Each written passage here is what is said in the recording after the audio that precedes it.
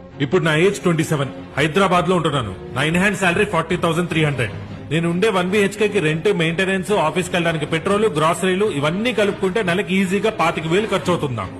ఇక మిగిలేది 15,000. ఆ 15,000 మొన్నటిదాకా ఎడ్యుకేషన్ లోన్ కట్టుకున్నా. ఇప్పుడు నా బండి ఈఎంఐ కడుతున్నాను. మిగతా డబ్బులు ఇంటికి పంపించాలి. ఇవన్నీ పోతే ఇంకా నా సేవింగ్స్ సంగతి ఏంటి చెప్పు?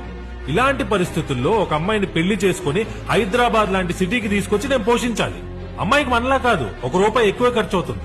అవెక్కడి నుంచి తీసుకురాను? ఇంకా వచ్చే అమ్మాయి కూడా వర్కింగ్ ఉమెన్ అయితే ఎంతమంది ఇప్పుడు అమ్మాయిలు హస్బెండ్ కి శాలరీ చెప్పి కలిసి ఖర్చు పెడుతున్నారు? అలాంటి అమ్మాయి రావడమే రేరు.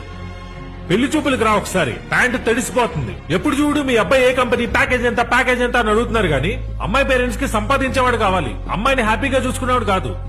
ఎక్కడ దాకా ఎందుకు? మా అమ్మ నాన్న చెల్లి పెళ్లిప్పుడు కూడా అలానే ఆలోచించారు. తప్పులేదు. అందమైన అమ్మాయిలందరూ లవ్ మ్యారేజ్లు చేసుకుంటున్నారు. యావరేజ్ గా ఉన్న వాళ్ళేమో గవర్నమెంట్ జాబులు చూసుకుంటున్నారు. ఇంకా మిగిలిన అమ్మాయిలు డీటెయిల్స్ పంపిస్తున్నారు, ఫోటోలు పంపట్ల. పెద్ద అప్సర్ అసలు. మరి ఈ అమ్మాయి డీటెయిల్స్ పెళ్లి చూపుల వరకు కూడా రానివ్వట్లేదురా. డీటెయిల్స్ కనుక్కొని ఇన్స్టాగ్రామ్ లో, వాట్సాప్ లో మెసేజ్ చేసి వాళ్ళ రిక్వైర్మెంట్స్ మ్యాచ్ అవ్వకపోతే మ్యాచ్ క్యాన్సిల్ అని చెప్తున్నారు. దీంట్లో ట్రాజెడీ ఏంటంటే ఇది హైలైట్. నన్ను రిజెక్ట్ చేసే అమ్మాయి ఎలా ఉంటుందో కూడా నాకు తెలియట్లేదురా. చిన్న బతుకు. ఇంకొకతేమో పెళ్ళవంగానే మనం US, కెనడా వెళ్ళిపోదాం, మీ పేరెంట్స్ కి మా పేరెంట్స్ కి సంబంధం లేదంటది. అరే ఒక సంబంధం రా.